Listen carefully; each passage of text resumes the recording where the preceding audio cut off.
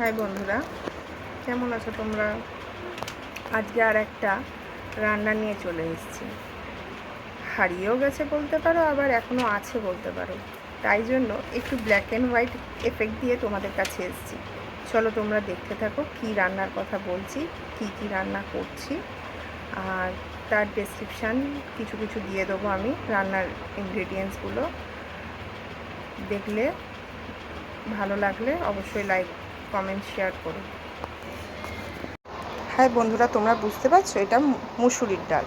এ দেখো, আদা আর কিছু কাঁচা লঙ্কা।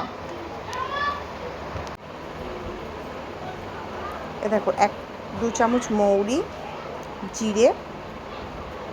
এটা মৌরি যাচ্ছে। তারপরে দেখো এতটা পরিমাণ জিরেই নিয়েছিলাম আমি। এইগুলো দিয়ে ডালটাকে আমি বেটেছিলাম। দেখো এটা হচ্ছে ডালটা বেটে একটু কড়াই সামান্য তেল দিয়ে আমি ডালটাকে নাড়ছি। সুন্দর করে ডালটাকে নাড়তে হবে যতক্ষণ না ডালটা শুকিয়ে আসে। দেখো ডালের মধ্যে আমি একটু ফোড়ন দিয়েছিলাম হচ্ছে কালো জিরে, আর কিছু না। আর যেরকম বললাম মৌরি আর জিরে আমি ডালটার সঙ্গে আদা আর লঙ্কা সহযোগে বেটে নিয়েছিলাম। তোমরা চাইলে অল্প একটু নুন দিতে পারো। আমিও যখন এখানে কষাচ্ছিলাম, মানে ডালটাকে আমি শুকানোর চেষ্টা করছিলাম, তখনই আমি এর মধ্যে অল্প একটু নুন, একটু চিনি অ্যাড করেছিলাম। দেখো কি সুন্দর আস্তে আস্তে করে আমি নাড়িয়ে ব্যাপারটাকে শুকানোর চেষ্টা করছি। যত সুন্দর করে পুর তৈরি হবে সেইভাবে সুন্দর আসবে। এই দেখো বন্ধুরা, আমার ডালটা নেড়ে কি ডালটা শুকনো হয়ে গেছে, নেড়ে এবারে শুকিয়ে গেছে। আমার এখানে ক্যামেরা ধরার পজিশনটা ভুল হয়েছিল, একটু মিস আউট হয়ে গেছে, কিন্তু আমি এটা কাটতেও পারছি না। এই দেখো কি সুন্দর শুকনো হয়ে গেছে। এটাকে যত নাড়িয়ে আমি শুকনো, আমি এখানে সাদা ময়দা নিয়েছি এবং ময়দাটাকে আমি চেলে নিয়েছি। তার আগে বাটিতে এই ডালের পুরটা নামিয়ে নিয়েছিলাম এবং ওটাকে ঠান্ডা করে নিয়ে ওর মধ্যে দেখুন কালো জিরে, সামান্য তেল ময়ান দিয়ে, এই দেখুন তেল ময়ান নিয়ে,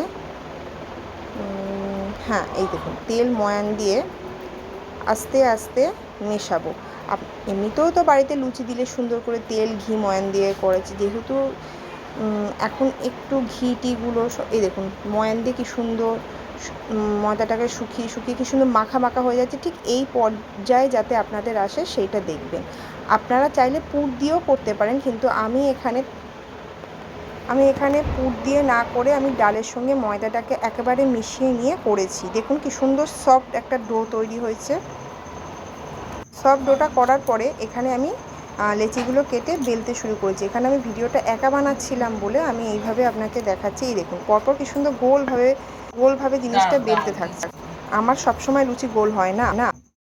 এই দেখুন বন্ধুরা, আমি অনেকগুলো লুচি বেলে নিয়েছি এবং বাটিতে কিছু লেচিও এখনও রয়েছে। এবারে আমি ছাঁকা তেলের মধ্যে এক একটা করে লুচি দিয়ে ভেজে নিচ্ছি। দেখুন কি সুন্দর আস্তে আস্তে ফুলে উঠছে। এবং দেখুন আমি যে জিরেগুলো, কালো জিরেগুলো ফোড়নে দিয়েছিলাম, সেগুলো কি সুন্দর দেখা যাচ্ছে। এখানেও আমি এক একটা করে লুচি বেলে নেওয়ার পরে এবং ভেজে নেওয়ার পরে করেছি। দেখুন একটার পর একটা দিয়ে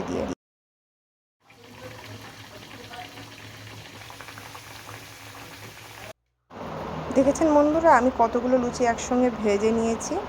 এইবারে এই দেখুন এই সুন্দর লুচির সঙ্গে একটা আলু পনিরের তরকারি, এটার মেনু এর আগেও আমি দেখিয়েছি। এটা আমার ডেসক্রিপশান বক্সে এর লিঙ্কটা আমি দিয়ে দেবো, আলু পনিরের রেসিপিটা। কেমন লাগলো বলবেন। তোমাদের কেমন লাগলো তোমরা অবশ্যই জানালে আমার খুব ভালো লাগবে। তোমরা ইন্সপায়ার করলে আরও নতুন রান্না নিয়ে আসবো, প্রমিস করছি।